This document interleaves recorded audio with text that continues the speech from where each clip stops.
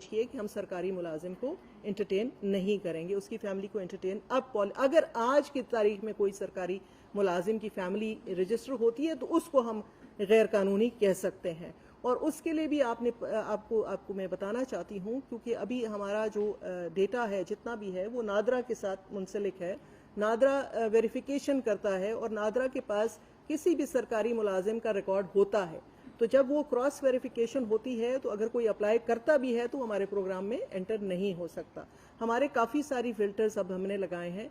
हमने अभी cross verification की है, जो है हमारा महकमा है एक्साइज एंड टैक्सेशन का, कि अगर किसी के पास कोई व्हीकल है, गाड़ी है, तो वो भी हमारे नॉलेज में आ जाता है। एफबीआर के साथ हमारा मुंसलिक है, कोई बैंक अकाउंट्स हैं या कोई और ऐसी कंपनियां हैं या कोई कारोबार है, वो भी हमारे सामने आ जाता है। और लैंड रेवेन्यू के साथ भी हम इस वक्त इस प्रोसेस में है, क्योंकि लैंड रेवेन्यू के डेटा भी डिजिटाइज नहीं है।